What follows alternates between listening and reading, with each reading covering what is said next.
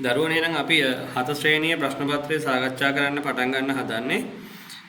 එහෙනම් ඔයාලගේ උත්තර පත්‍රය අරගෙන හරි වැරදි බලා ගන්න පුළුවන් මාත් එක්ක මේ වීඩියෝ එක බලන ගමන්.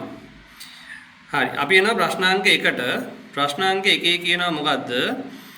P කියලා කුලකයක් දීලා තියෙනවා. ක්ලාස්රූම් යන වචනේ අකුරු කියලා කුලකයක් දීලා තියෙනවා. එතකොට මේ කුලකේ අපිට නිරූපණය කරන්න කියලා කියන මොකද්ද? වෙන් රූපයකින් නිරූපණය කරන්න කියලා කියනවා. හරි. එතකොට අපි මේක වෙන් රූප සටහනකින් නිරූපණය කරනකොට අපි ඉස්සෙල්ලම බලන්න ඕනේ මේ කුලකයේ අවයව මොනවද කියලා. එතකොට මේ කුලකයේ අවයව ටික වෙන්නේ දරුවනේ මොනවද? අපි දන්නවා එක අවයවයක් එකපාරයි ලියන්න පුළුවන්. එතකොට C L A S R O M මෙන්න මේ ටික තමයි මේ කුලකයේ අවයව ටික වෙන්නේ. එතකොට එක් අවයවයක් එක්වරක් පමණයි යොදන්න පුළුවන්. එතකොට අපිට 1 2 3 4 5 6 7 විදිහට අවයව 7ක් ලැබෙනවා. එතකොට මේක වෙන් රූප සටහනකින් නිරූපණය කරනකොට අපි කරන්න ඕන මොකද්ද? සංවෘත රූපයක් ඇඳලා මෙන්න මේ වගේ සංවෘත රූපයක් ඇඳලා මේක ඇතුළට මෙන්න මේ අවයව ටික ලියන්න ඕන. C L A S R O M විදියට ලකුණු කරලා මෙන්න මේක ඊතලයක් ඇඳලා අපි P කියලා නම් කරන්න ඕන.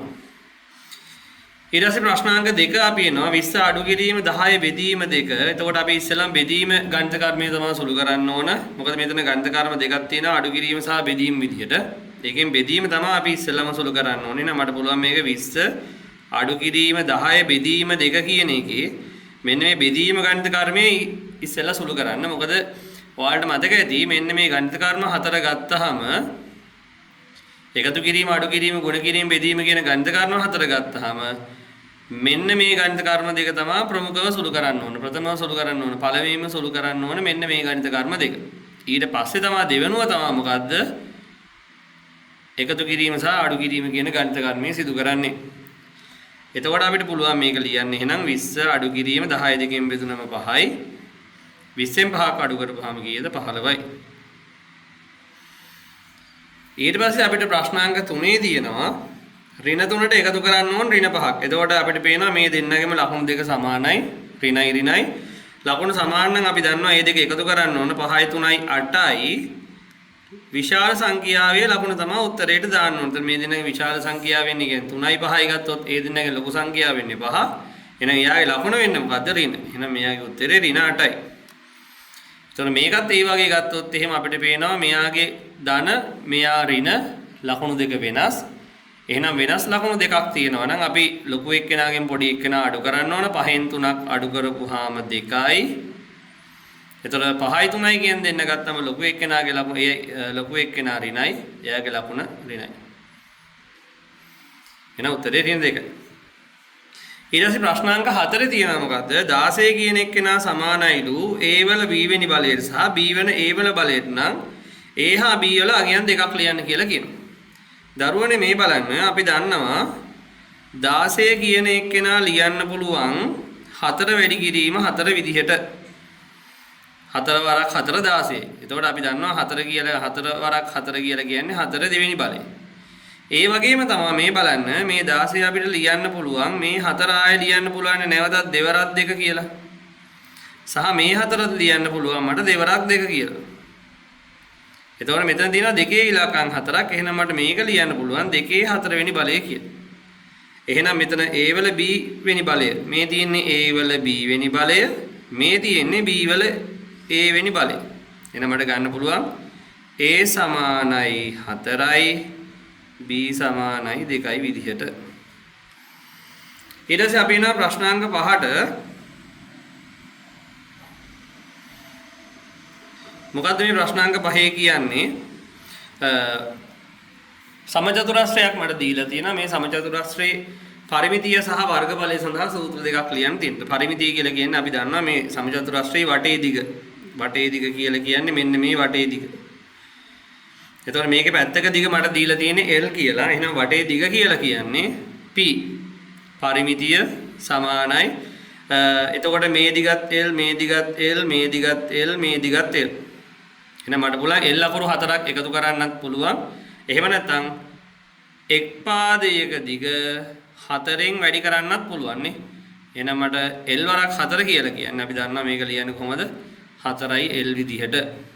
යම් ළමයෙක්ට ඕන නම් මේක L එකතු කිරීම L එකතු කිරීම L එකතු කිරීම L 4යි L කියලා ගන්නත් පුළුවන් ගැටලුවක් නැහැ. එහෙනම් මේකේ වර්ගඵලය A නම් වර්ගඵලය A තියන්න පුළුවන්. කොහොමද? අපි දන්නවා සමචතුරස්‍රයක වර්ගඵලය එන්නේ දිග වැඩි කිරීම පළල තමයි. ඒ කියන්නේ L වැඩි කිරීම L. ඒ කියන්නේ L වල දෙවන බලය. එහෙම නැත්නම් L වර්ගයේ විදිහට අපිට ගන්න පුළුවන්. ඊට පස්සේ එනවා මම ප්‍රශ්නාංක 6 මට දීලා තියෙනවා 0.7 කියන එක්කෙනා භාගයක් විදිහට ලියන්න. එතකොට 0.7 භාගයක් විදිහට ලියනකොට මට පේනවා මෙතන තියෙන දශම ස්ථාන එකක්. දශම ස්ථාන කියලා කියන්නේ දශම විදිහට පස්සේ තියෙන ඉලක්කම් ගන්න. එතකොට එක දශම ස්ථානයේ තියෙන්නේ. එහෙනම් මේක ලියන්න පුළුවන් 7 බෙදීම 10 විදිහට. එතකොට මේක ප්‍රතිශතයක් කරනකොට මොකද දරුවනේ අපි කරන්න ඕන? භාග සංඛ්‍යාවක් ප්‍රතිශත කරන්න මොකද කරේ? භාග සංඛ්‍යාව ප්‍රතිශත කරන්න අපි කරේ ඒ අදාළ භාග සංඛ්‍යාව 100ට 100ෙන් ගුණ කරන්න පුළුවන්. එහෙම නැත්නම් අපිට හොඳ සුපුරුදු ක්‍රමයක් තියෙනවා. මොකද්ද? මෙයාගේ හරය 100 කරන්න මට පුළුවන් හරයයි ලවයයි දෙන්නම 10න් වැඩි කරන්න. මේකේ හරයත් 10න් වැඩි කරනවා ලවයත් 10න් වැඩි කරනවා. එතකොට මට මේනවා 10 වරක් 10 100යි 7 වරක් 10 70යි 100න් 70යි කියලා කියන්නේ ප්‍රතිශතය 100ට 70ක් විදිහට ගන්න පුළුවන්. ඊට පස්සේ ප්‍රශ්නාංක 7 තියෙනවා. මොකද්ද? මට ඉලක්කම් 4ක මෙන්න මේ වගේ ඉලක්කම් 4ක සංඛ්‍යාවක් තියෙනවා. ඒ කියන්නේ 4300 යම් ඉලක්කමක් මෙතෙන් එනවා. ඊට පස්සේ 2. මෙන්න මේ ඉලක්කම් 4කින් යුත් සංඛ්‍යාව 9න් හරියටම ඉතිරි නැතිව බෙදෙනවා නම් මෙන්න මේකට යොදන්න පුළුවන් ඉලක්කම් දෙකක් මගෙන් අහන්න. එතකොට ඒ දරුවනේ යම් සංඛ්‍යාවක් 9න් ඉතිරි නැතිව බෙදෙනවා නම් 9න් ඉතිරි නැතිව බෙදෙන්න නම් මෙයාගේ තියෙන කොන්දේසිය වෙන්න ඕන මොකද්ද? ඉලක්කම් දර්ශකය මොකද්ද වෙන්න ඕන? මෙන්න මේ ඉලක්කම් දර්ශකය 9 වෙන්න ඕන. ඒ කියන්නේ මෙන්න මේ සංඛ්‍යා ටික එකතු කරපුවාම ඉලක්කම් ටික එකතු කරපුවාම හැදෙන සංඛ්‍යාව. එහෙනම් මේ බලන්න මේ ටික එකතුව දැන් කීයද කියලා බලන්න. 4 එකතු කිරීම 3 එකතු කිරීම මෙතන හිස් තැනක් තියෙනවා. මම මෙතන දෙකකුත් තියෙනවා. එතකොට 4යි 3යි 7යි 7යි 2යි 9යි. 4යි 3යි 7යි 7යි 2යි 9යි. දැනටම 9ක් තියෙනවා. ඒ කියන්නේ එහෙනම් මට මෙතන හිස් තැනට බිඳුව දාන්නත් පුළුවන් නේ. හිස් තැනට බිඳුව දාන්නත් පුළුවන්. එතකොට ගැටලුවක් නැහැ. මොකද මේ 9 වෙනස් වෙන්නේ නැති හින්දා. මේ 4302. එතකොට මේ ටික එකතු කරපුවාම නැවතත් උත්තරේ 9 එනවා. එහෙනම් ඉලක්කම් බිඳුව දාන්නත් පුළුවන්. ආයේ මේ වගේම 9ක් එන්න නම් මම මෙතන දාන්න ඕන කීයද දරුවනේ? 9ක්ම දාන්න ඕන. මොකද 9 9 18 හැදෙනවනේ. දැන් බලන්න මම මෙතන 9 දාපුවම මොකද වෙන්නේ කියලා. 4392 වුණාම මොකද වෙන්නේ? එතකොට මේ ඉලක්කම් ටික එකතු කරපුවාම මට එනවා 4යි 3යි 7යි 7යි 9යි 16යි 16යි 2යි 18යි. එතකොට 18යි කියලා කියන්නේ ආයේ 1යි 8යි එකතු කරපුවාම කීයද? 8යි 1යි 9යි. හරි. එහෙනම් මට මෙන්න මේ හිස් තැනට දාන්න පුළුවන් සංඛ්‍යා දෙක වෙන්නේ මොනවද? බිඳුව සහ 9. ඔන්න ඔය වාජ්‍යතාවයේ නීතිය මතක තියාගන්න ඕන. 9න් බෙදෙන සංඛ්‍යාවල. ඊට පස්සේ අපි යනවා ප්‍රශ්නාංක 8ට. ප්‍රශ්නාංක 8 කියන්නේ මොකක්ද ළමයි? R හරහා P කියුවට සමාන්තර රේඛාවක් ඇඳ මෙන්න මේ සමාන්තර බව ලකුණු කරන්න කියලා කියනවා මේ රේඛාව. එහෙනම් මට පුළුවන් මෙන්න මේ R හරහා P කියුවට සමාන්තර රේඛාවක් අඳින්න. ඒතර කොහොමද P කියුවට සමාන්තර රේඛාවක් අඳින්නේ? සමාන්තර රේඛාවක් කියලා කියන්නේ මේක P කියු දිශාවටම තියෙන්න ඕනේ. P කියු දිශාවට තියනවා කියලා කියන්නේ කොහොමද මේක තියෙන්නේ? P කියු දිශාවට තියෙනවා. මේ බලන්න මෙන්න මේ රේඛාව ඔයාලා මෙන්න මෙහෙමයි අඳින්න ඕන. මේ රේඛාව ඔයාලා අඳින්න ඕන R හරහා නිසා හරියට මෙන්න මේ P කියු දිශාවට මෙන්න මෙහෙම මේ රේඛාව තියෙන්න ඕන. මෙන්න මේම රේඛාවක් තමයි අඳින්න ඕන. රයිට්. තව ටිකක් අපි නිවැරදිව මේක ඇඳුත් එහෙම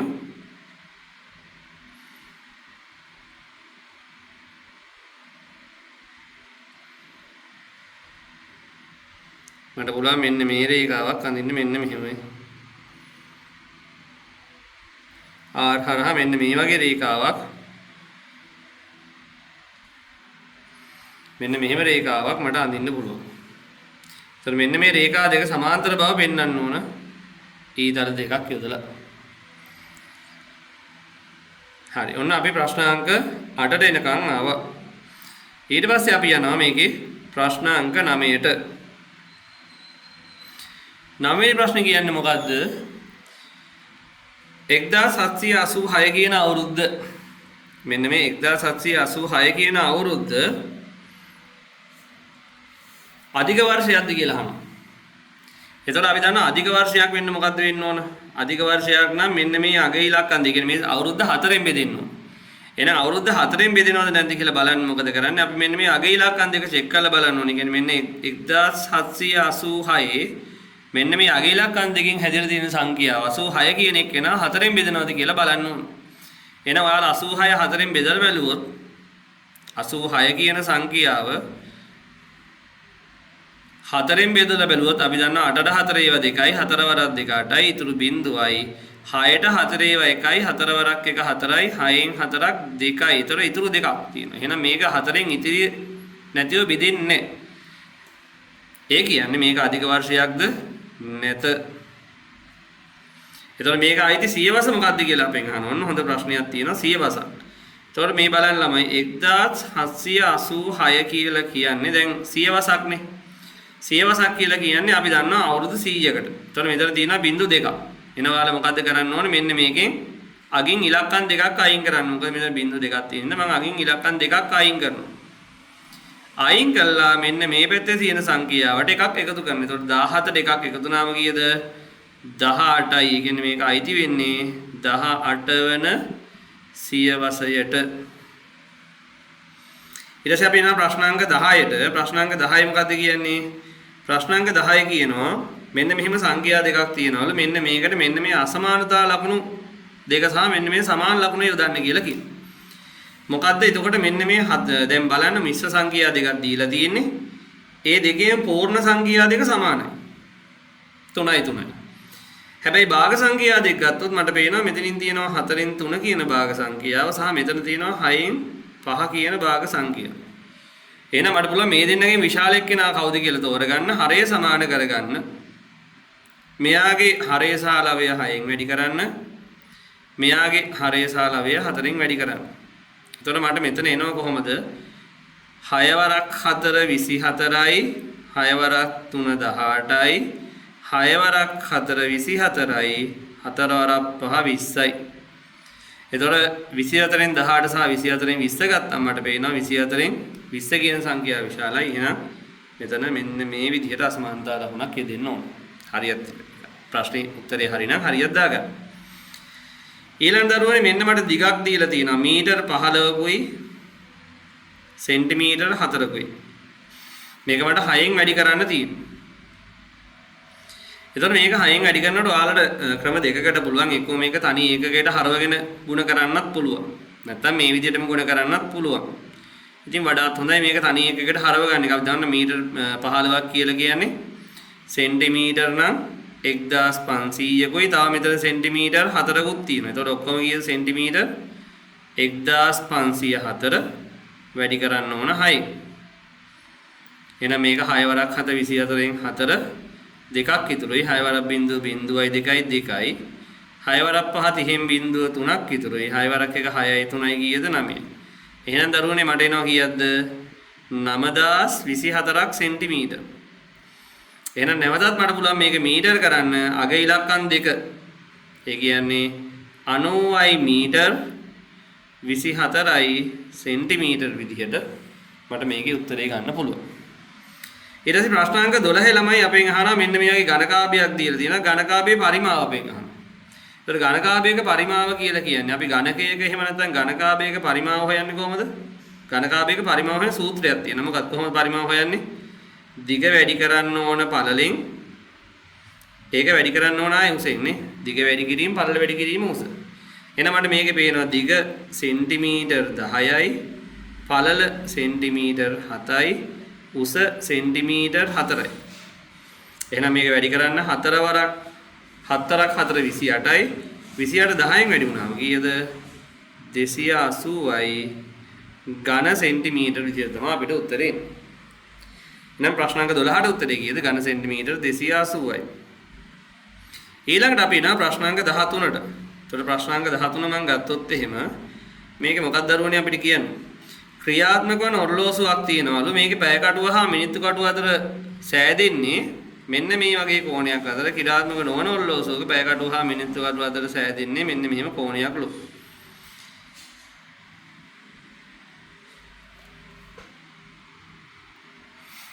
හරි අපි දන්නවා එතකොට ප්‍රධාන වශයෙන් කෝණ වර්ග දෙකක් තියෙනවා. මොනවද මේ ගතික කෝණ සහ ස්ථිතික කෝණ කියලා. මතකද බලන්න. ගතික සහ ස්ථිතික. එතකොට මේ ගතික කියලා කිව්වේ මොනවද? ගතික සහ ස්ථිතික. එතකොට ස්ථිතික කියලා කියන්නේ වෙනස් වෙන්නේ නැහැ. වෙනස් නොවන කෝණ වල තමයි කිව්වේ ස්ථිතික කෝණ කියලා. වෙනස් වෙන කෝණ වල තමයි කිව්වේ ගතික කෝණ කියලා. එහෙනම් මෙතන හිස්තැන්න බලන්න. හිස්තැන්න කොහමද දෙන්න ඕන? ක්‍රියාත්මක වන ඔරලෝසුවක් නම් අපි දන්නවා කටු දෙක අතර කෝණය හැම වෙලෙම වෙනස් වෙනවා. එහෙනම් ඒක ගතික කෝණයක් වෙනවා. පළවෙනි වරහන් දෙන්න ඕන ගතික කෝණයක්. ක්‍රියාත්මක වෙන්නේ නැහැ කියලා කියන්නේ ඒකේ ඔරලෝසුවේ කටු දෙක අතර කෝණය වෙනස් වෙන්නේ නැහැ. එහෙනම් ඒක ඇවිල්ලා මොකද්ද? ස්ථිතික කෝණයක්. ගතික සහ ස්ථිතික. ඊට ප්‍රශ්නාංක 14ට අපි එනකොට මෙන්න අපිට ස්කන්ධය එකතු කරන්න තියෙනවා මෙන්න මේ විදිහට. රයිට් මට පුළුවන් මෙන්න මේ ස්කන්ධ දෙක එකතු කරන්න. ඔන්න බලන්න. කොහොම මේ ස්කන්ධ දෙක එකතු වෙන්න ඕන? 5යි 8යි 13යි 8යි 5යි 13න් 3 එකක් ඉතුරුයි. 5යි 1යි 6යි 4යි 10න් බිඳුව එකක් ඉතුරුයි. 7යි 1යි 8යි 8යි 3යි 11න් 1 එකක් ඉතුරුයි. ඒකේ ඉන්න ඕන මෙහෙට. මොකද මේ පැත්තේ අපි දන්නවා ඉලක්කම් 3ක් තමයි ලියන්න පුළුවන් උපරිම. මිලිග්‍රෑම් පැත්තේ. 1.0.1 එකතු වුනහම 1යි. නැවත 4යි 5යි 9යි 2යි 1යි 3යි. එතකොට අපිට එන උත්තරේ කීයක්ද? ග්‍රෑම් 391යි මිලිග්‍රෑම් 755. රයිට්. නැවතත් බලන්න. 8යි 5යි 13න් 3 එකක් ඉතුරුයි. 5යි 4යි 9යි 1යි 10න් බිඳුව එකක් ඉතුරුයි. 7යි 3යි 10යි 1යි 11න් 1 එකක් ඉතුරුයි. ඒක මේ පැත්තට ආවා. 1යි 5යි 4යි 9යි 2යි 1යි 3යි විදිහට අපිට අඩු කරගන්න පුළුවන්. රයිට් මම හිතනවා හරියටි කියලා ඔයාලගේ. අපි යනවා ඊළඟ ප්‍රශ්නෙට. එතකොට දරුවනේ ඊළඟ ප්‍රශ්නේ මොකක්ද කියන්නේ? ප්‍රශ්නාංක 15. ප්‍රශ්නාංක 15 කියනවා මෝටරයක් ඉන්ධන 10කින් ලීටර් 10කින් කිලෝමීටර් 125ක් ගමන් කරනවලු. එහෙනම් මේ බලන්න ඉන්ධන ලීටර් 10කින් මෙයා යනවලු කිලෝමීටර් 125ක්. අපෙන් අහනවා කිලෝමීටර් 1000ක් යන්න නම් මෙයාට ඉන්ධන ලීටර් කොච්චරක් ඕන වෙනවද කියලා අපෙන් අහනවා. දැන් මේ බලන්න 125 කීයෙන් වැඩි වුණාමද ළමයි 1000 හැදෙන්නේ. 125 කීයෙන්ද වැඩි වෙන්න ඕන මේ බලන්න. ඒක හදා ගන්න පුළුවන් වලට ඕන මෙහෙම 125 ඒවා දෙකක් කීයද? 125 ඒවා දෙකක් 250යි. හැබැයි අපි දන්නවා 250 ඒවා හතරක් 1000යි. එහෙනම් 125 ඒවා කීයක් ඕනද? 4 වරක් 2 8ක් ඕන 1000 වෙන්නේ. එහෙනම් මේක 8ෙන් වැඩි කරන්න ඕනේ. 125 8ෙන් වැඩි කරන්න ඕනේ. එහෙනම් මේ පැත්තත් 8ෙන් වැඩි කරන්න. එහෙනම් 10 වරක් 8 කීයද? ලීටර් 80ක් ඕන වෙනවා. මෙන්න මේ කිලෝමීටර් 1000 ගමන් කරන්න. ඊට පස්සේ ප්‍රශ්නාංක 16. ප්‍රශ්නාංක 16 කියනවා ළමයි ත්‍රිකෝණ ප්‍රිස්මයේ ඔයිලර් සම්බන්ධතාවයට ගැලපෙන බව පෙන්වනවා. එතකොට අපි දන්නවා ත්‍රිකෝණ ප්‍රිස්මයක් කියලා කියන්නේ මෙන්න මේ වගේ ඝන වස්තුවක්. ත්‍රිකෝණාකාර හරස් කඩවල් දෙකක් තියෙන මෙන්න මේකක් තමයි අපි ත්‍රිකෝණ ප්‍රිස්මයක් කියලා කියන්නේ. එතකොට ඔයිලර් සම්බන්ධය මොකද්ද ඔයිලර් සම්බන්ධය කියලා කියන්නේ? අපි අර පන්තියේදී කතා කරා මතකද ශිවන්‍යාගේ මූණේ දත් දෙකයි කියලා කිව්වනේ. මොකද්ද කිව්වේ? ශිවන්‍යාගේ මූණේ දත් දෙකයි. ශීර්ෂ ධන මුහුණත් සමානයි ධාර ධන දෙකයි. රයිට්. දැන් මේ බලන්න ළමයි මම මේකේ ශීර්ෂ සහ මුහුණත් ගාන එකතු කරලා බලන්න. ශීර්ෂ සහ මෙන්න මේ දෙක එකතු කරලා බලන්න. ඉස්සෙල්ලා වම් පැත්ත එකතු කරලා බලන්න. මොකද්ද? ශීර්ෂ ධන මුහුණත් එකතු කරලා බලන්න. බලන්න මේකේ ශීර්ෂ කීයක් තියෙනවද කියලා. 1යි 2යි 3යි 4යි 5යි 6යි. ශීර්ෂ තියෙනවා 6ක්. මුහුණත් කීයක් තියෙනවද බලන්න. මෙතන ත්‍රිකෝණ දෙකයි වටේට ඍජු කෝණාංශ 3යි 3යි 2යි 5යි. හරි. එතකොට මේක එකතු කීයද 6යි 5යි 11යි. right දැන් ධාර ගාන ගණන් කරන්න. ධාර ගානට දෙකක් එකතු කරන්න ඕන. එහෙනම් ධාර ගාන බලන්න. මෙන්න බලන්න ධාර 1 2 3යි 4යි 5යි 6යි 7යි 8යි 9යි. එහෙනම් ධාර කීයක් තියෙනවද? 9යි. ඒකට එකතු කරන්න ඕන දෙකක්. එතකොට 9ට දෙකක් එකතු වුණාම කීයද? ඒත් 11යි මේ. අපි දන්නවා මේ එන අගයන් දෙකම සමානයි. එහෙනම් මට ලියන්න පුළුවන් මොකද්ද? එම නිසා ශීර්ෂ ධන මුහුණත් සමානයි ධාර ධන දෙකයි. හරි. එනම් ඔයිලර් සම්බන්ධයට ගැලපෙයි කියලා ලියන්න. එනම් ඔයිලර් සම්බන්ධයට ගැලපෙයි. ඊට පස්සේ මම ප්‍රශ්නාංක 17. ප්‍රශ්නාංක 17 මොකද්ද කියන ළම බලන්න. සිමෙන්ති හා වැලි අතර දෙකට සිමෙන්ති හා වැලි දෙකට 11 අනුපාතයට මිශ්‍ර කරලා බදාම් මිශ්‍රණයක් හදනවලු. ඒතර අපිට මේක ලියා ගන්න පුළුවන් මෙන්න මෙහෙමනේ. සිමෙන්ති සහ වැලි අතර අනුපාතය දෙකට 11යි. දෙකට 11යි අනුපාතය. මෙන්න මේක මිශ්‍ර කරලා බදාම් මිශ්‍රණයක් හදනවා. සිමෙන්ති 10 තාච්චි 10ක් දානවලු මේකට. බලන්න සිමෙන්ති තාච්චි 10ක් මේ. සිමෙන්ති තාච්චි 10ක් දානවා නම් මේ බලන්න දෙක කීයෙන් වැඩි වුණාම 10 හැදෙන්නේ? 5න් වැඩි වුණාම. දෙවරක් 5 තමයි 10. එහෙනම් වැලි තාච්චි ගන්න හොයන්න මොකද කරන්න ඕන? ඒකත් වැඩි කරන්න ඕන කීයෙන්ද? 5න්. එහෙනම් 11 සරක් 5 කීයද? 55. එහෙනම් එකතු කරලා වැලි තාච්චි ගන්න කීයද? 55යි. ඊට පස්සේ ප්‍රශ්නාංක 18. ප්‍රශ්නාංක 18 කියනවා දරුවෝ එකට 4000 පරිමාණයට ඇති පරිමාණ සිතියමක් තියෙනවලු මේක සෙන්ටිමීටර 12කින්. දැන් මේ බලන්න. එකට 4000. මොකද්ද මේකේ තේරුම? මේකේ තේරුම තමයි දරුවනේ මොකද්ද? පරිමාණ රූපයේ සෙන්ටිමීටර් 1කින් සැබෑ රූපයේ සෙන්ටිමීටර් 4000ක් නිරූපණය වෙනවා කියන එක. සෙන්ටිමීටර් 4000ක්. සෙන්ටිමීටර් 4000ක් කියලා කියන්නේ මම මේක 100ෙන් බෙදුවොත් මට එනවා මීටර් 40ක් කියලා. හරි ඒ කියන්නේ පරිමාණ රූපයේ සෙන්ටිමීටර් 1කින් සැබෑ රූපේ මීටර් 40ක්. එහෙනම් පරිමාණ රූපයේ සෙන්ටිමීටර් 12ක් හොයන්න මොකද කරන්න ඕන? සෙන්ටිමීටර් 12කින් කීයක්ද හොයන්න? 1ට 40යි නම් 12කට මොකද කරන්න ඕන? 40 වැඩි කරන්න ඕන 12න්. දැන් කොහොමද අපි 40 12න් වැඩි කරන්න ලේසියෙන්ම? 40 12න් වැඩි කරන ක්‍රමය මොකද්ද? 4 වැඩි කරන්න 12න්. බිංදුව පොඩ්ඩක් පැත්තකින් තියලා 40 වැඩි කරන්න 12න්. 4 වරක් 12 කීයද? 48යි මේ බිංදුව අකට දාන්න. ඒතර මට එනවා මීටර් 480ක් විදිහට. ඒතකොට එයාලා මගෙන් උත්තරය අහන්නේ සැබෑ දුර මීටර වලින් කීයද? එහෙනම් ඔන්න මීටර වලින් ඇවිල්ලා තියෙනවා කීයද? 480ක් විදිහට. ඊට පස්සේ ප්‍රශ්නාංක 19 තියෙනවා මොකද්ද? සාධාරණ වස්තුවක් හා බැඳුණු පරීක්ෂණයකදී ලැබිය හැකි ඕනම ප්‍රතිඵලයක් ලැබීමේ මොකද්ද සමාන වෙන්නේ? සාධාරණ වස්තුවක් හා බැඳුණු පරීක්ෂණයකදී ලැබිය හැකි ඕනෑම ප්‍රතිඵලයක් ලැබීමේ සම්භාවිතාව සමානය. නැත්නම් ලැබීමේ හැකියාව සමානය. රයිට් අපි කියන සමසේ භව්‍ය සිද්ධි කියලා. ඒ සාධාරණ වස්තුවක් උදාහරණයක් මම ගත්තොත් කාසියක් වගේ එකක් ගත්තොත් එහෙම නැත්නම් ධාතු කැටයක් වගේ එකක් ගත්තොත් අපි දන්නා මෙන්න මේ වගේ කාසියක් වගේ එකක් ගත්තොත් මේ දෙපැත්තම සාධාරණ ගන්න සාධාරණ කාසියක් නම් මේ දෙපැත්තම වැටීමේ හැකියාව සමානයි. එහෙම නැත්නම් ලැබීමේ සම්භාවිතාවය සමාන වෙනවා. ඊළඟට අපි යනවා ප්‍රශ්නාංක 20. අපේ පළවෙනි කොටසේ තියෙන අන්තිම ප්‍රශ්නය ප්‍රශ්නාංක 20 කියනවා මොකද්ද දරුවෝ? මෙන්න මේ වගේ රූප දෙකක් දීලා තියෙනවා. එතකොට මේක දෙසලාකරණේ වර්ග දෙකක්. එතකොට අපි දන්නවා අපේ දෙසලාකරණ වර්ග දෙකක් තියෙනවානේ මොකද්ද? ශුද්ධ දෙසලාකරණේ සහ අර්ධ ශුද්ධ දෙසලාකරණේ. දැන් මේකේ මේ දෙවෙනි දෙසලාකරණය ගත්තාම අපිට පේනවා මේකේ තියෙන එක හැඩතලයක් විතරයි නේ මේ ත්‍රිකෝණ විතරයි මේකේ තියෙන්නේ. ඒතර එක හැඩතලයක් විතරක් තියෙනවා නම් අපි කියනවා ඒවට මොකක් කියලාද? ශුද්ධ දෙසලාකරණයක් කියලා. හැබැයි මේක ගත්තොත් අපිට පේනවා මේ බලන්න ත්‍රිකෝණක් තියෙනවා ත්‍රිජකෝණාශ්‍රත් තියෙනවා මේ. ඒතර මේ වගේ එකක් අපි හඳුන්වන්නේ මොකක් විදියටද? අර්ධ ශුද්ධ දෙසලාකරණයක් විදිහට. ඒතර මෙන්න මේ වගේ අපේ පළවෙනි කොටසේ ප්‍රශ්න 20 අවසන් වෙනවා. රයිට් අපි එහෙනම් ඊළඟට යන් අපේ B කොටසේ ප්‍රශ්න ටික සාකච්ඡා කරා. හොඳයි දරුවනේ දැන් අපි දෙක කොටස සාකච්ඡා කරන්නයි සූදානම් වන්නේ. එතකොට දෙක කොටසේ ප්‍රශ්නාංක එක විදිහට අපිට තියෙනවා මොකද්ද? m වැඩි කිරීම m වැඩි කිරීම n වැඩි කිරීම n වැඩි කිරීම n කියන එක නා දර්ශකාකාරයෙන් ලියන්න කියලා තියෙනවා. එහෙනම් මට පුළුවන් මෙන්න මේ දෙන්න වෙනුවට m වැඩි කිරීම m කියලා කියන්නේ m වල දෙවෙනි බලය ගුණ කිරීම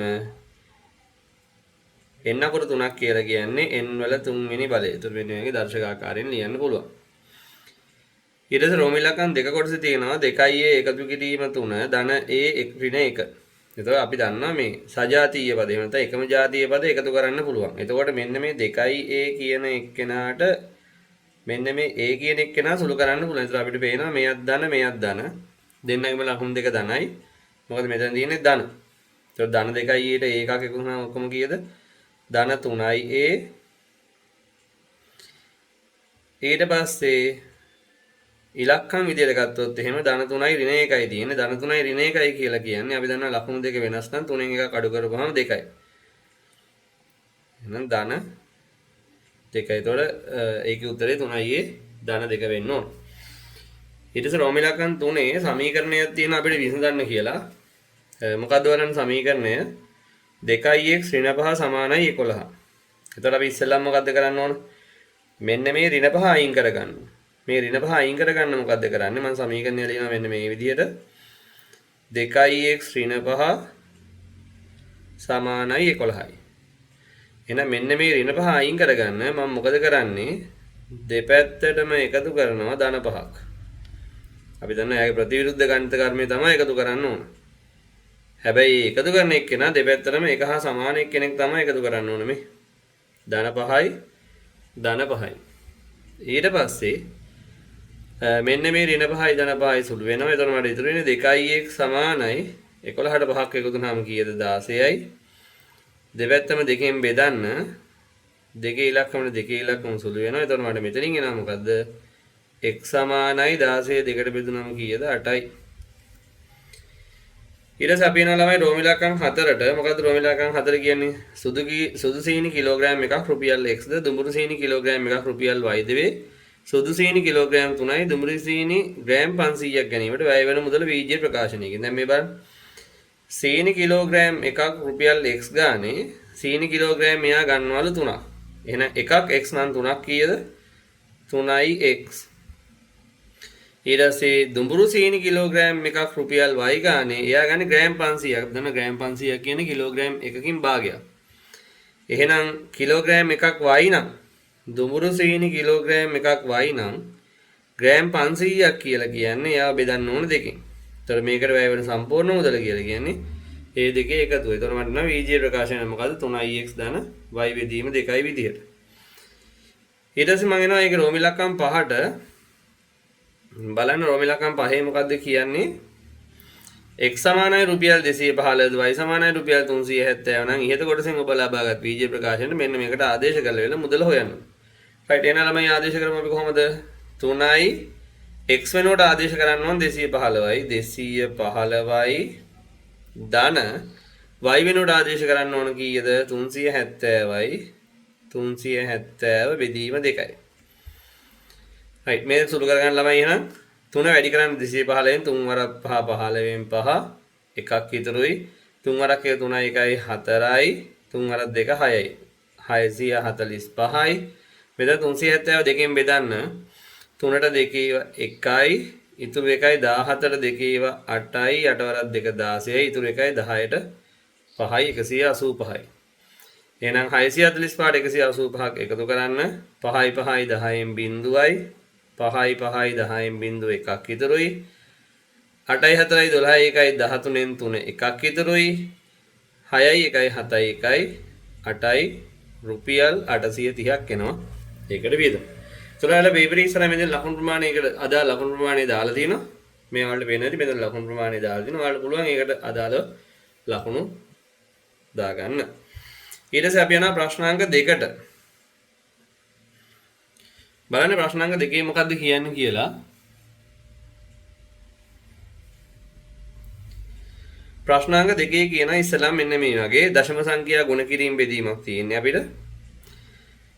එතකොට ඉස්සලාම තියෙන මොකද්ද 28.3 වැඩි කරන්න 10යි.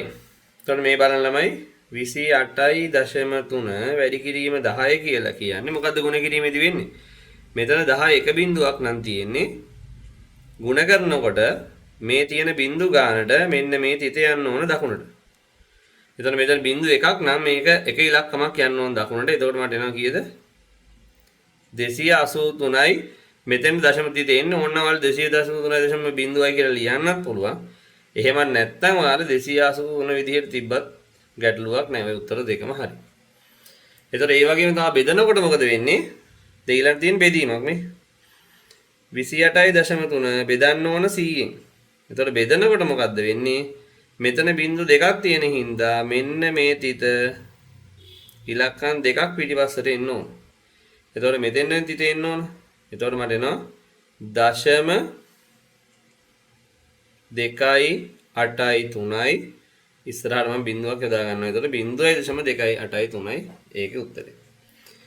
දැන් ඊළඟ තියෙන මොකද්ද 10.248න් බෙදන්න ඕන. අපිට සාමාන්‍ය මේ වගේ ගානක් හදන්න පුළුවන් දීර්ඝ බෙදීමේ ක්‍රමය පාවිච්චි කරලා 10.24 බෙදන්න 8න් 10ට 8 ඒවා 1යි 8 වරක් 1 8යි 10න් 8ක් අඩු වුණාම කීයද ළමයි 2යි මේ තිත ඒ කෙලින්ම උඩින් තියාගන්න මේ දෙකේ ඉලක්කම ගන්න පල්ලෙහාට 22ට 8 ඒවා කීයද 2යි 8 වරක් 2 16යි ඉතුරු කීයද ඉතුරු 6යි මේ හතරේ ඉලක්කම ගන්න පල්ලෙහාට 64යි 64ට 8 ඒවා කීයද 8යි 8 වරක් 8 64යි ඉතුරු බිංදුවයි.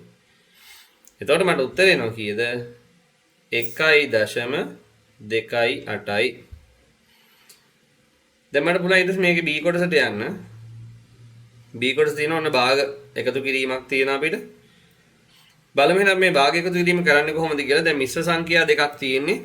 එහෙනම් ඔයාලට පුළුවන් ඉස්සෙල්ලා මෙන්න මේ මිශ්‍ර සංඛ්‍යා දෙකේ තියෙන මෙන්න මේ පූර්ණ සංඛ්‍යා දෙක එකතු කරගන්න. කීයද? අපිට තියෙන්නේ මෙහෙමනේ 3ට එකතු කරගන්න ඕන දෙකක්. ඔන්න පූර්ණ සංඛ්‍යා දෙක. දැන් ගන්න භාග සංඛ්‍යා දෙක 5න් 2ට එකතු කරන්න ඕන 4න් එකක්. හරි දරුවනේ එතකොට මේකේ හරය සමාන කරගන්න මට පුළුවන් මේ භාග සංඛ්‍යාවේ උඩයි යටයි 5න් වැඩි කරන්න. මේ භාග සංඛ්‍යාවේ උඩයි යටයි 4න් වැඩි කරන්න. මේ සංඛ්‍යා දෙක මාරු කරලා ගුණ කරන්න. දැන් බලන්න මට මොකක්ද දෙන්නේ කියලා. මෙතන 3යි 2යි මේ පූර්ණ සංඛ්‍යා දෙක එකතු වුණාම 5ක් එනවා. මෙතන 4 වරක් 2 8යි 4 වරක් 5 20යි මෙතන 5 වරක් 1 5යි මෙතන 4 වරක් 5 20යි. එතකොට මට එනවා මෙතනින් පූර්ණ ස්ථානයේ 5ක් තියෙනවා. මෙතන භාග සංඛ්‍යා දෙක තියෙනවා 20න් 8යි 5යි එකතු වුණාම 13යි. එහෙනම් මට උත්තරේ ලියන්න පුළුවන් 5යි 20න් 13යි 5යි 20න් 13යි විදියට. එතකොට මෙන්න මේ වගේ මිශ්‍ර සංඛ්‍යා එකතු කරනකොට පූර්ණ සංඛ්‍යා දෙක වෙනම එකතු කරලා භාග සංඛ්‍යා දෙක වෙනම එකතු කරන්න පුළුවන්. ඊට පස්සේ රෝම ඉලක්කම් දෙකේ කියන මොකද්ද? මීටර 20ක් දිග කම්බියකින් 11යි 4න් 3ක් මීටර කපාගත් පසු ඉතිරි කැබැල්ල දිග හනවා. එහෙනම් ඉතිරි කැබැල්ල හොයන්න මම මොකද කරන්න ඕන? 20න් අඩු කරන්න ඕන 11යි 4න් 3ක්. එතකොට මේ වගේ ගැටලුවක් හදනකොට ක්‍රම කීපයක් තියෙනවා සාමාන්‍යයෙන් මේ වගේ අඩු කිරීමක් කරන්න. ඉතින් අපිට පුළුවන් සාමාන්‍යයෙන් පාවිච්චි කරන්න මේ දෙන්නගේ මෙන්න මේ මිශ්‍ර සංඛ්‍යාව විෂම භාගයකට හරවලා අපිට හදන්නත් පුළුවන්. ඒ කියන්නේ මෙන්න මේ විදිහට 20 අඩු කිරීම මෙන්න මේ මිශ්‍ර සංඛ්‍යාව විෂම භාගයක් කරන්නේ කොහොමද? 4 වරක් 11 44යි 44ට 3ක් එකතු වුණාම කීයද? 47යි යට 4යි. ඊට පස්සේ පුළුවන් මට මෙයාගේ අපි දන්නවා හරේ තියෙන එක. එහෙනම් එයාගේ හරය සමාන කරගන්න මම මේකේ හරයයි ලවයයි දෙකම වැඩි කරනවා කාගෙන්ද 4. බලන්න එතන මට මොකක්ද දෙන්නේ කියලා. 4 වරක් 20 80යි 4 අඩු කිරීම මෙතනින් එනවා මොකද්ද 47 බෙදීම 4. ඒතර 80න් 47ක් අඩු වුණාම කීයද ළමයි? 80න් 47ක් අඩු වුණාම මෙතන 10න් 7ක් 3යි මෙතන 7යි 7න් 4ක් කීයද 3යි 33 බෙදීම 4යි. දැන් මට පුළුවන් මේක නැවතත් මිශ්‍ර සංඛ්‍යාවක විදිහට හදන්න. 33 4ෙන් බෙදන්න. 33ට 4 ඒවා කීයක් තියෙනවද? 8යි නේ. සම්පූර්ණ 8ක් තියෙනවා. ඊටු කීයද? 4 වරක් 8 32යි. ඊටු වෙන්නේ එකක්. ආන් ඒ ඊටු වෙන එක උඩින් ලියන්න. බෙදුවේ 4ෙන්. උත්තරේ කීයද? 8යි 4න් එකක් විදිහට මට එනවා. ඊළඟට අපි යනවා ඊළඟ ගාන. තුන්වෙනි ගාන දරුවනේ මෙන්න බලන්න. අපිට තියෙනවා පරිමිතිය සහ වර්ගඵලය ආශ්‍රයෙන් ගැටලුවක්. බලන්න මේක රෝම ඉලක්කම් එකේ කියන්නේ මොකක්ද කියලා. රූපේ දක්වා ඇති තොරතුරු අනුව එහි පරිමිතිය අපෙන් අහනවා මේක කීයද කියලා. එහෙනම් පරිමිතිය කියලා කියන්නේ මේකේ වටේ දිගවල් ටිකනේ. අපිට පුළුවන් මේකේ වටේ දිගවල් ටික එකතු කරගන්න. හරි කල්පනාවෙන් එකතු කරගන්න. එතකොට මෙන්න මේ සම්පූර්ණ දිග ගැන මට අදහසක් නැහැ මේ රූපේ සටහනේ. එතකොට ඒක මට ලියා ගන්න පුළුවන් මෙතන 5යි මෙතන 5යි 5යි 5යි 10යි. එහෙනම් මේ දිග 2යිනේ. එතකොට 5යි 5යි 10යි 2යි 12යි. එතකොට මෙන්න මේ දිග 12යි මීටර. සෙන්ටිමීටර. එහෙනම් ওই වටේ තියෙන දිගවල් ටික එකතු කරන්න. පරිමිතිය කියලා කියන්නේ මේ වටේ තියෙන දිගවල් ටික එකතු කරන්න. පිළිවෙලට එකතු කරගෙන ඉන්න වටේට. එහෙනම් මට පරිමිතිය මේක ලියන්න පුළුවන්. රයිට් මම මෙතනින් පටන් ගන්නම්කෝ. මෙතනින් පටන් ගන්න මේ පල්ලෙහාටම එකතු කරගෙන යන්න. එතකොට මෙතනින් පටන් ගන්නද මෙතෙන් වෙනකොට 12යි. 12ට මේ දෙක එකතු වුණාම කීයද? 12යි 2යි 14යි. 14ට මේ 5 එකතු වුණාම කීයද? 14යි 5යි 19යි. 19ට මේ 10 එකතු වුණාම කීයද? 29යි. 29ට මේ දෙක එකතු වුණාම 31යි. 31ට මේ 10 එකතු වුණාම 41යි. 41ට 5ක් එකතු වුණාම 46යි. 46ට මේ දෙක එකතු වුණාම කීයද? 48යි. එහෙනම් මම පරිමිතිය ලියන්න පුළුවන් කීයද? 48යි සෙන්ටිමීටර් විදියට. එතකොට මේකේ වර්ගඵලය හොයනකොට අපි දන්නා මේ සාමාන්‍ය වර්ගඵලය හොයනකොට අපි මේ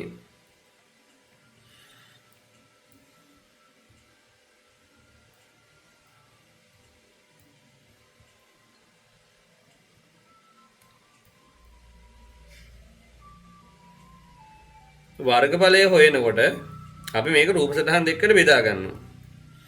ඒ කියන්නේ මම මෙන්න මේක මෙතනින් දෙකට මැදින් බෙදා ගන්නවා මෙන්න මෙහෙම. බෙදාගෙන මම මේක කැපිටල් A විදියට ගන්නවා මේක කැපිටල් B විදියට ගන්නවා. ඒතකොට මට කැපිටල් A කියලා ඍජු කෝණාශ්‍රයක් තියෙනවා කැපිටල් B කියලා ඍජු කෝණාශ්‍රයක් තියෙනවා. ඒතකොට මෙන්න මේ A වල වර්ගඵලය ලියන්නේ කොහොමද? A වල වර්ගඵලය ලියන්න පුළුවන් කොහොමද? පළල දෙකයි මේ පැත්තේ දිග 12යි. අපිට මතක ඇති ඉස්සෙල්ලා මේ පැත්ත දිග 12ක් විදියට ගත්ත සෙන්ටිමීටරනේ. එහෙනම් 12 වැඩි කිරීම 2යි. එතකොට මෙන්න මෙයාගේ වර්ගඵලය මෙන්න මේ ඍජු කෝණාශ්‍ර වර්ගඵලය මම ලියන්න පුළුවන් 12 වැඩි කිරීම 2යි. ඒ කියන්නේ 24යි වර්ග සෙන්ටිමීටර. ඊට පස්සේ මෙන්න මේ B කියන මෙන්න මේ රූපේ වර්ගඵලය ලියන්න පුළුවන් 10 වැඩි කිරීම 2යි. B වල වර්ගඵලය ඇවිල්ලා 10 වැඩි කිරීම 2යි. 10 වරක් 2 කීයද? 20යි සෙන්ටිමීටර. එහෙනම් මුළු රූපේ වර්ගඵලය කියලා කියන්නේ මුළු රූපේ වර්ගඵලය කියලා කියන්නේ කීයද ළමයි? මේ දෙක එකතු කරන්න 20යි 24යි කීයද? 44යි වර්ග සෙන්ටිමීටර. ඊට පස්සේ මම එනවා ඒකේ ප්‍රශ්න B ප්‍රශ්නයට. ශාලිතගේ උපන්දිනයේ 2009 ශාලිතගේ උපන්දිනය 2009 5යි 20 වල ඔහුගේ නංගිය හොට වඩා අවුරුදු 3යි මාස 7යි දින 25කින් බාලය. එහෙනම් නංගිගේ උපන්දිනය හොයන්න මොකද කරන්නේ? මෙන්න මේ වගේ දේවල් හරි කල්පනාවෙන්. මොකද අරුනේ මතක තියාගන්න නංගි මෙයාට වඩා බාලයි. බාලයි කියලා කියන්නේ 2009 ට පස්සේ අවුරුද්දක ඕනේ ඉපදෙන්න. ඒ කියන්නේ 2009 2010 11 12 වගේ පස්සේ අවුරුද්දක ඕනේ ඉපදෙන්න. මොකද ගොඩක් ළමයි අර නංගි කියලා කියපු ගාම මේ 2009 අර වයස අඩු කරනවා. හැබැයි මේකේ වෙන්න ඕන මොකද්ද? ඔහුගේ නැගිනියගේ උපන්දිනය හොයන්න. මෙන්න මේ 2009 5යි 20 කියන උපන්දිනේට අවුරුදු 3ක් මාස 7යි දින 25 එකතු කරන්න ඕන. රයිට් බලමු එකතු කරන්න. 20යි 25යි එකතු කරනවා ළමයි අපි දන්නවා ඔක්කොම කීයද 45යි. හැබැයි මේ මාස කියන පැත්තේ ලියන්න පුළුවන් උපරිම කීයද 30යි. එහෙනම් මම 30ක් අඩු කරලා බලනවා කීයක් දෙන්නේ. එතකොට මට 15ක් එනවා. එහෙනම් මේ දින 15 මෙතනින් ලියනවා. හැබැයි දැන් මෙතන තව වැඩිපුර එකක් තියෙනවානේ. මොකද මේ 45 කියලා කිව්වේ මාස 1යි දවස් 15. අන්න අර මාසයක මේ පැත්තට ගෙනියනවා මම. එතකොට 7යි 5යි 12යි 1යි 13යි. හැබැයි මාස 13ක් කියලා කියන්නේ අවුරුදු 1යි මාස 1ක්. එහෙනම් මේ මාස 1 මෙතන තියලා ආය අවුරුදු 1 මෙතෙන් ගෙනියනවා. එතකොට මට විතර 9 1යි 10යි 3යි 13යි. එහෙනම් ඔහුගේ නැගණියගේ උපන්දිනය වෙන්නේ කවද?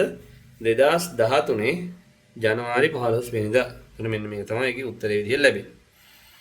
එතකොට අපි ඊළඟට අහනවා මොකද්ද 2023 3.25 දිනට ශලිතගේ වයස කීයද කියලා අහනවා. එහෙනම් ශලිතගේ වයස හොයන්න මොකද කරන්න ඕන අපි? සාමාන්‍ය වයස හොයන්න මොකක්ද දරුවනේ කරන්න ඕන? අඩු කරන්න ඕනේ. එහෙනම් මම 2023 3.25න් අඩු කරනවා 2009 5.20.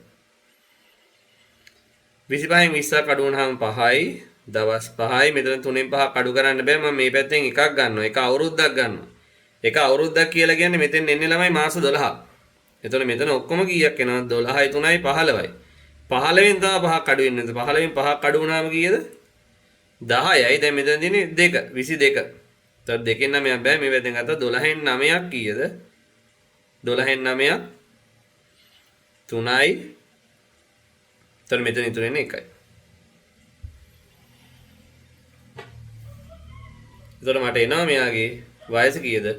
අවුරුදු 13යි මාස 10යි දවස් 5ක් විදිහට.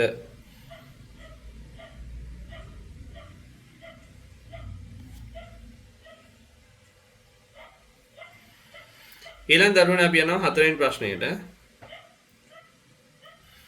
ප්‍රශ්නාංක 4 කියනවා මොකද්ද? 24 ප්‍රථමක සාධකවල ගුණිතයක් ලෙස ලියන්න කියලා කියනවා. එතකොට බලද ලෙස ලියන්න. එහෙනම් මොකද කරන්න ඕන? මම කටු වැඩ කරගන්න යොදා ගන්නවා මෙන්න මේ ටික. අපිට පුළුවන් 24 බෙදන්න නේ. 24 මම දෙකෙන් බෙදනවා. 24 දෙකෙන් බෙදුනම 12යි. 12 නැවතත් දෙකෙන් බෙදුනම කීයද? 6යි. 6 නැවතත් දෙකෙන් බෙදුනම කීයද? 3යි. 3 නැවතත් එකෙන් 3ෙන් බෙදුනම කීයද? 1යි. එහෙනම් මට 24 කියන එක කෙනා ලියන්න පුළුවන්. දෙක වැඩි කිරීම 3 විදිහට. බලද ලෙස ලියන්න කියලා කියන්නේ මෙයා දර්ශක විදියට ලියන්න දෙකේ 3 වෙනි බලය ගුණ කිරීම 3ේ පළවෙනි බලය. එතකොට මෙන්න මේ පිළිතුරු දෙක ලියන්න ඕන. ඊට පස්සේ 36ත් ඒ විදිහටම ලියන්න ඕන. 36ත් එහෙනම් බෙදන්න. 36 දෙකෙන් බෙදුනම 18යි. 18 දෙකෙන් බෙදුනම 9යි. 9 දෙකෙන් බෙදන්න බෑ ළමයි මම 3ෙන් බෙදනවා. 9 3ෙන් බෙදුනම කීයද? 3යි. 3 3ෙන් බෙදුනම කීයද? 1යි. එහෙනම් 36 කියන එක නා මට ලියන්න පුළුවන්. දෙක වැඩි කිරීම 3 වැඩි කිරීම 3. දැන් දෙවරක් 2 4යි. 3 වරක් 3 මේක මම ලියන්න පුළුවන් දෙකේ දෙවෙනි බලය වැඩි කිරීම 3ේ දෙවෙනි බලයේ විදිහට ඊට පස්සේ ඔන්න අපි එන එකේ ඊළඟ කොටස රෝම ඉලක්කම් 3 බලන්න මේ රෝම ඉලක්කම් 3 කියන්නේ මොකද්ද? ගාල්ල සිට මාකපුර දක්වා මිනිත්තු 24කට වරද්ද ගාල්ල සිට කඩවත දක්වා මිනිත්තු 36කට වරද්ද අධිවේගී මාර්ගය ඔස්සේ බස් රථ ධාවනය කරනවා. පෙරවරු 6ට මාකපුර හා කඩවත එකට බස් පිටත් වුණේ නම් නැවත එක විට බස් රථ දෙකක් පිටත් වෙන්නේ කවර වෙලාවටද කියලා අහනවා. ඒ කියන්නේ අපි මේ අහන්නේ මේ බලන්න මොකද්ද මේ වෙන්නේ කියලා. එතකොට දැන් ගාල්ල ඉඳන් මාකපුර දක්වා යනවා මම ඔයාලට මේ ගාන පොඩ්ඩ මෙන්න මෙහෙම ලියලා පෙන්නන්නම්. ගාල්ලේ ඉඳන් මාකපුර යන බස් යන්නේ මිනිත්තු 24කට වරක්. ඒ කියන්නේ 24න් යනවා 24කට වරක් නේ. එතකොට 24කට වරක්. පළවෙනි එක 24න් යනවා ඊට ඊළඟ එක කියන්නේ 48න්. ඊළඟ එක කියන්නේ 72කින්. ඔන්න ওই විදිහට මේක යනවා. ඒ කියන්නේ 24 වරක් ඔය චක්‍රේ 24 වරක් 1 24 වරක් 2 24 වරක් 3 ඔය විදිහට යනවා. හැබැයි ගාල්ල සිට කඩවත යන්නේ කොහොමද? ගාල්ල කඩවත යන්නේ මිනිත්තු 36කට වරක්. එහෙනම් 36යි 72යි ඔන්න ඔය විදිහට යනවා. එතකොට මෙන්න මේ බාරගොස්සේ බස් වල ධාවනය කරනවලු. පෙරවරු 6ට මේ බස් දෙකක් එකවර පිටත් වුණා නම් නැවත එක බස් වල දෙකක් පිටත් වෙන්නේ. ඊළඟ බස් දෙක ආයෙ පිටත් වෙන්නේ. දැන් ඔන්න පෙරවරු 6ට පිටත් වුණා. මෙන්න පෙරවරු 6ට පිටත් වුණා. එහෙනම් ආය පිටත් වෙන්නේ දෙකක් එකවර පිටත් වෙන්නේ ඔයාලට පේන ඇති මේ මිනිත්තු 72කට පස්සේ. මිනිත්තු 72ක් කියලා කියන්නේ. එතකොට පැයයි පැය 1යි විනාඩි 12ක් නේ. පැය 1යි විනාඩි 12ක් නෙමෙයි 72ක් කියලා කියන්නේ. එහෙනම් අපිට මේකේ උත්තරේ ගන්න පුළුවන් 6ට එකතු වෙන්න ඕන පැයයි 12ක. ඒ කියන්නේ 6 පහු වෙලා පැයයි 12ක් කියලා කියන්නේ 7යි පෙරවරු 7යි 12ට. ඕක තමයි උත්තරේ. එතකොට මම මේ නිකන් ලියලා නෙමෙයි ගත්තේ. එතකොට මේක හදන්න ගණිතමය ක්‍රමවේදයකුත් තියෙනවා. මේ මොකද්ද මේ ළමයි මේ තියෙන්නේ?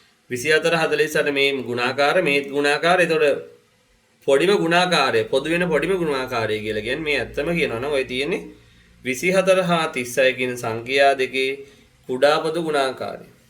ඒතර බලන්න 24යි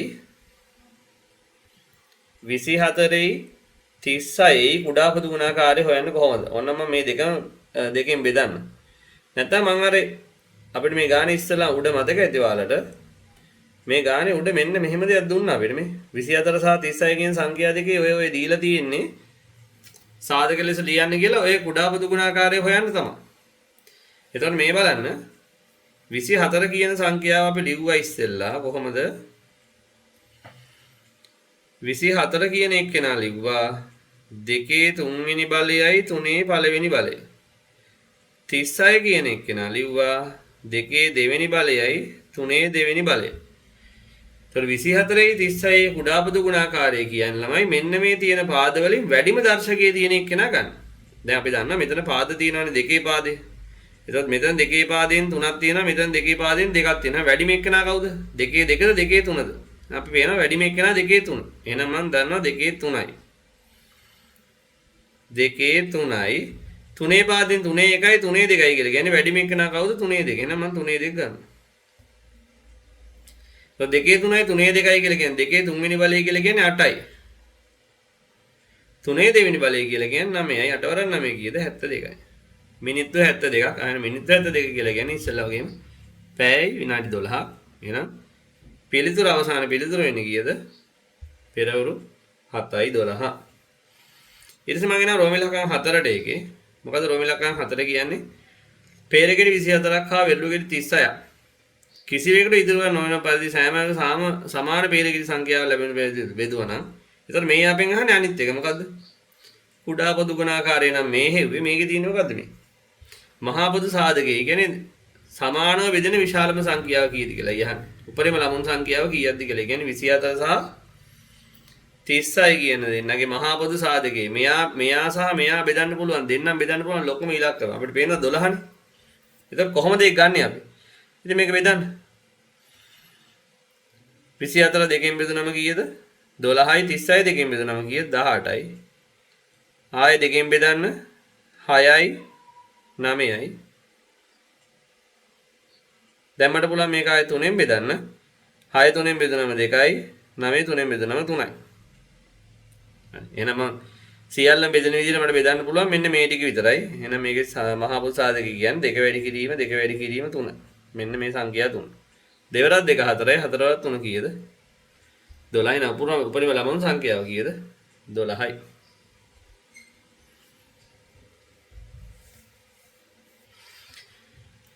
හරියට අපි එනවා ළමයි මේකේ ප්‍රශ්නාංක 5ට.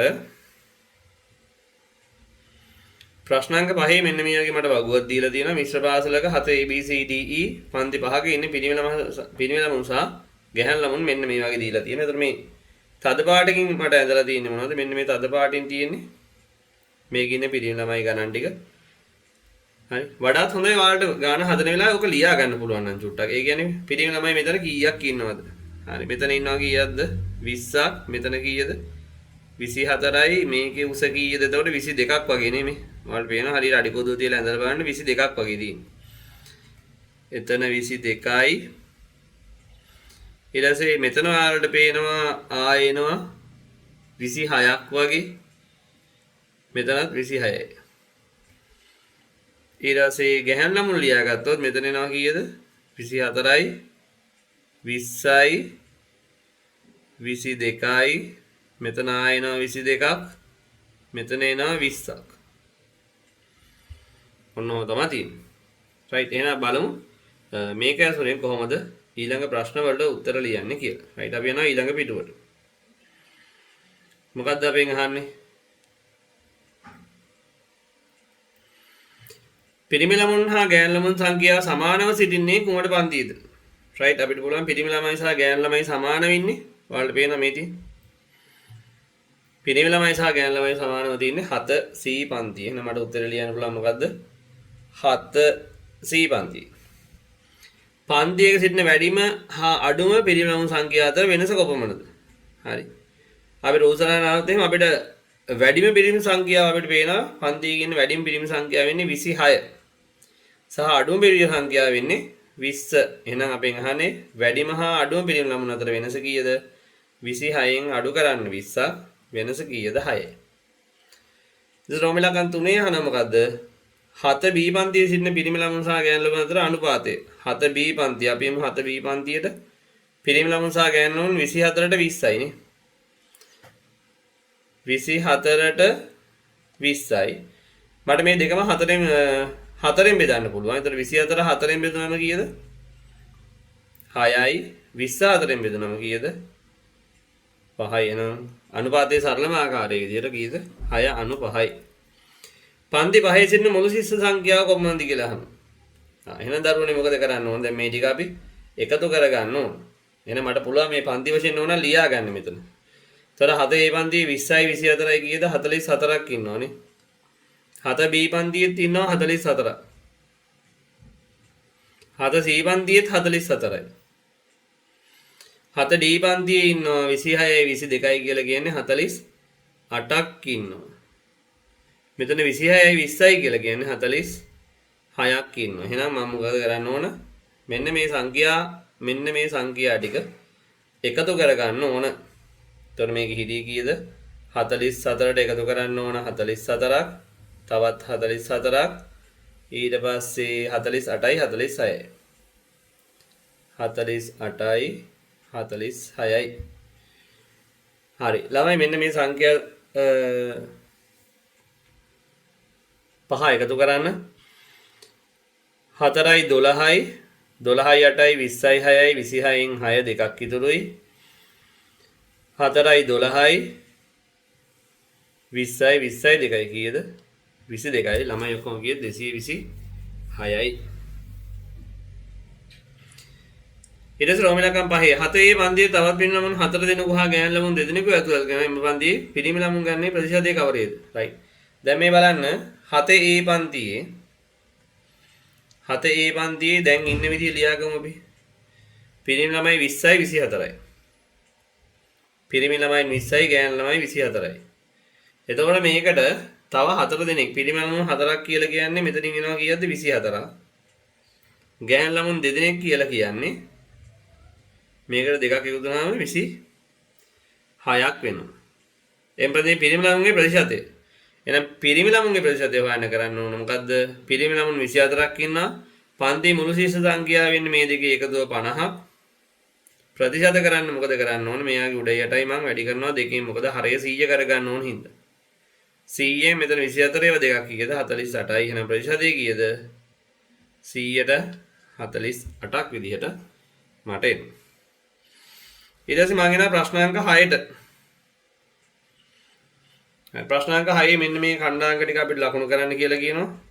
හොඳයි එහෙනම් අපි ලකුණු කරමු. කාර්යශීලතාවය මත 75 ලක්ෂ ලකුණු කර අනුපිළිවෙලින් යා කරන්න. එහෙනම් බිඳුවකම බිඳුව කියන්නේ මෙතන දෙකකම ඉස්සලම මේ කාර්යශීලතාවය ලකුණු කරගෙන ඉන්න ඕන. බිඳුව 1 2 3 4 5 6 7 විදියට x අක්ෂය 1 2 3 4 5 6 7 විදියට y අක්ෂය. ඒතකොට දරුවනේ හොඳට මතක තියාගන්න. මොකද්ද? මෙන්න මේ x බිඳුව y කියන මෙන්න මේ සංඛ්‍යා තුනම මෙයාගේ ලකුණු වෙන්න ඕන. දැන් මට පුළුවන් ඛණ්ඩාංක ටික ලකුණු කරන්න. බිඳුවකම බිඳුව කියන්නේ මෙතන. 2,3 ඒ කියන්නේ x වල 2යි y වල 3ක් මෙතන. බිඳුවකම 6 කියලා කියන්නේ ආයි බිඳුවේ මෙතන එන්න ඕන 6ක්. ඊට පස්සේ 3,5 3,5 කියලා කියන්නේ x අක්ෂයේ 3ක් සහ y අක්ෂයේ යන්න ඕන 5ක්. ඊට පස්සේ 6,6 කියලා කියන්නේ x අක්ෂයේ 6යි y අක්ෂයේ 6යි. ඊට පස්සේ 4,3 කියලා කියන්නේ 4 y x අක්ෂයේ 4යි y අක්ෂයේ ආය 3යි. 6, බිඳුව කියලා කියන්නේ x අක්ෂයේ 6යි y අක්ෂයේ බිඳුවයි. 3,1 කියලා කියන්නේ ආය 3 1යි. බිඳුව, බිඳුව කියලා කියන්නේ නැවතත් මෙතන. එහෙනම් අපි මේ ටික පිළිවෙලට යා කරමු නේද?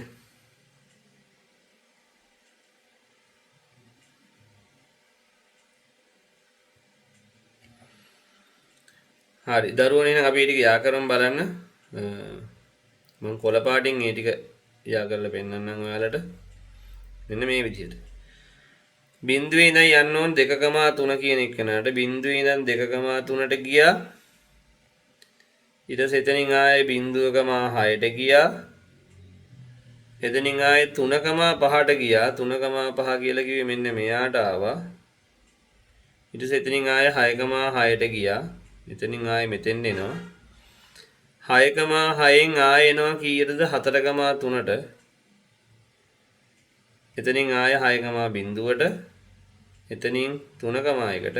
එතනින් ආයේ 0,0 මෙන්න මේ වගේ තරුවක් වගේ හැඩයක්. තරුවක් මන් නෙවෙයි තරුවක් වගේ හැඩයක් ඔන්න වගේ එන්නේ. ඊට පස්සේ මේක කියනවා මොකද්ද අපිට ලැබෙන රූපයේ ද්විපාර්ශ්වික සම්මිතික අක්ෂ කැඩි රේඛා වලින් අඳින්න ඕන. හරි. එහෙනම් අපිට පුළුවන් කැඩි රේඛාවකින් මෙන්න මේකේ සම්මිතික අක්ෂය අඳින්න. මම එන සම්මිතික අක්ෂ ටික අඳිනවා මෙන්න මේ විදිහට. අපිට පේනවා මේක මෙන්න මෙහෙම දෙකට නමන්න පුළුවන් හරියටම. ආයි මෙන්න මේ විදිහට දෙකට නමන්න පුළුවන්. ඒතර මෙන්න මේ වගේ සම්මිතික අක්ෂ දෙකක් අඳින්න පුළුවන් ඔය රතු පාටින් ඇඳලා තියෙන විදිහට. ඊට පස්සේ අපෙන් ගන්න මොකද්ද? සම්මිතික අක්ෂ ඡේදන වෙන ලක්ෂයේ ඛණ්ඩාංගය. ඒ කියන්නේ මෙන්න මෙතන. මෙන්න මෙතන ඛණ්ඩාංගය ලියන්න කියලා කියනවා. ඒතර මෙතන ඛණ්ඩාංගය වෙන්නේ 3,3 නේ. සම්මිතික ඡේදන ලක්ෂයේ ඛණ්ඩාංග 3,3. ලක්ෂය ආකාරයෙන් ලැබෙන රූපයේ උත්තල බහුවස්ත්‍රයක් වේද පිළිතුරු අහනවා මේ. හරි. මොකද්ද කියන්නේ ළමයි? මේක උත්තලද අවතලද? ඔයාලට පේනවා ඇති. මේ බලන්න මේක ඇතුලේ පරාවර්ත කෝණයක් තියෙනවනේ. මේක අභ්‍යන්තරේ පරාවර්ත කෝණයක් තියෙනවා මේ. පරාවර්ත කෝණයනේ පරාවර්ත කෝණ 4ක් තියෙනවා. එකට 4ක් තියෙනවා මේ. මෙන්න මේ වගේ අභ්‍යන්තරේ පරාවර්ත කෝණයක් තියෙනවා නම් නැත්තම් මෙන්න මේ වගේ ඇතුළට නෙරලා ගියපු ගතියක් මේ රූපේ මේකෙන් ඇතුළට නෙරලා ගිහිලා තියෙනවා. ඒතර මෙන්න මේ වගේක් එනවා. අපි මේවට කියනවා මොනවද? අවතල බහුවස්ත්‍රයක් කියලා. අවතල බහුවස්ත්‍රයක්. හේතුව මොකද්ද? අභ්‍යන්තරයේ පරාවර්ත කෝණයක් පිහිටීම නිසා කියලා ලියන්න. අභ්‍යන්තර පරාවර්ත කෝණයක් පිහිටීම නිසා. ඊට පස්සේ මම එනවා අපේ අන්තිම ප්‍රශ්නේ ප්‍රශ්නාංක 7. ඒතකොට මේකේ නිර්මාණයක් තියෙනවා. මම මේ නිර්මාණය කරන්න මෙතන පල්ලෙහා මෙන්න මේ ඉඩ පාවිච්චි කරනවා.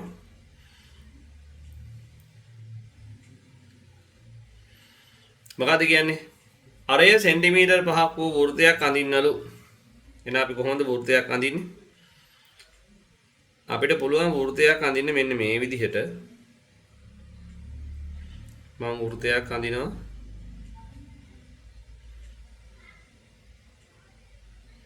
මෙන්න මේ වගේ අරය සෙන්ටිමීටර් 5ක් වෙච්ච වෘත්තයක්.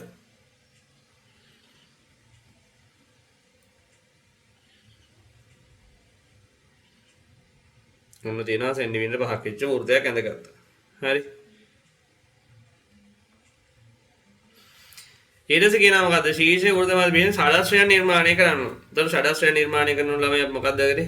ඔයාලා කව කට්ටෙන් අඳින්න ඕන.